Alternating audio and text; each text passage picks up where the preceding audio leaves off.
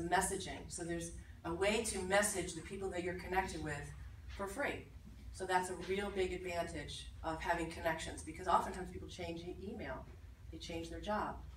So you can do that, invitations, mentioning people, recommending all the types of activity they're doing, posting content, sharing articles.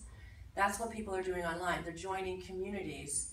And what's happened, if you're in a community and you see people having a conversation and you're interested, you're going to click on that person. You're going to go to that profile because you're interested in what they're saying or doing. So you're 5 times more likely to have a first appointment if you're connected. This is a great statistic. So think about that.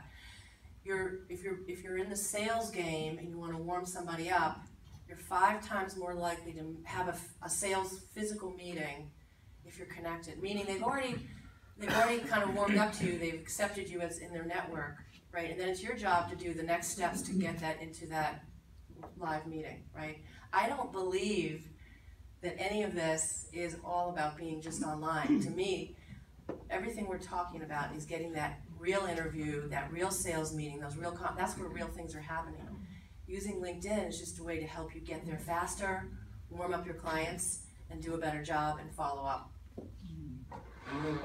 So successful sellers share content. A lot of the companies actually are doing, I work with a lot of Fortune 500 companies, and not only do they want their salespeople to share content, they're producing the content, the articles, and they're sending them out to their employees. It's called employee advocacy.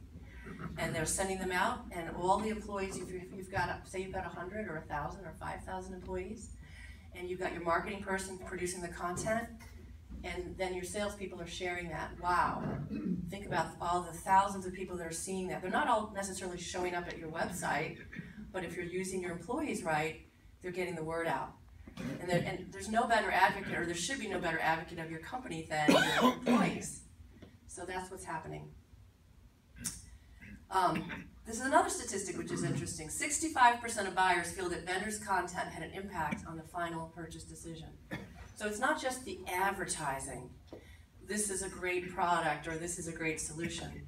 It's more about what are you sharing as far as thought leadership, helpful advice. Those kind of things are impacting who people choose to do business with.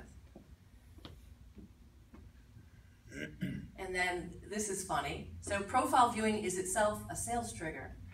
Wow, so think about that. So when you're looking at someone else's profile, what happens a lot of time when you look at someone's profile? They look back. Yes, they look back. Right, so there are some folks, just by looking at them and they look back at you, it means they're looking at your page. The messages that you have are so important that's on your page, right? And so that's something that can be a sales trigger. All right, so I'm going to tell you about Felix. So we talked about content. You can share content. If you don't, if you're a writer, fine, you can write, you can blog on LinkedIn. But if you just want to share content, that's wonderful too. You can really share your expertise by sharing good content. So Felix, many of you may know him, Felix Giannani. He is in the security business and he's an expert in that business and has a wonderfully deep expertise. And he decided to use LinkedIn for the blogging. And so that's Felix, by the way. And so that's what he does. And so these are the types of articles. He's constantly writing articles. And again, he's not saying, buy my alarm system or hire my company, right? He's not doing that. He's talking about protecting your family and he's, smart emergency response. So he's becoming a go-to guy. He's becoming somebody that people want to follow. In fact, because of his blogging, he's created relationships in the security industry that he never would have. He's gotten new customers, and he's a thought leader. So again, it's not just about the product, it's about the thought leadership. So Felix is a great example. So, activity math, what's that?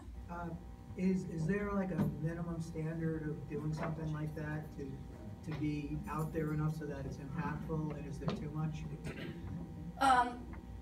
There's no minimum standard, and too much, yeah, I think there could be too much. You want to have a schedule or time, and if you're really going to go into it, I'd have a strategy and a plan about what you're going to share. And I think one of the other big pieces of advice is know where the right place is to share content and where it is to blog, because I see people make that mistake. So the blogging is, it's a blogging platform. You really want to know, it should be a long form blog post, not an announcement, not an advertisement, right? And then where you share the update, that you can share announcements or you can share articles. But I think it's better to have a plan rather than just, you don't want to, I personally don't want to see somebody doing it 50 times a day. That's, you know what I mean? So to have a plan on that. All these secrets kind of come down to that it's not just, you know, it's not just the 100% complete, which everyone talks about, but it's that activity, right? It's the real activity, those interviews, those meetings, and then it's the online activity. That's what's going to get the views. And so those are my two secrets. You do real stuff, online and offline, real things.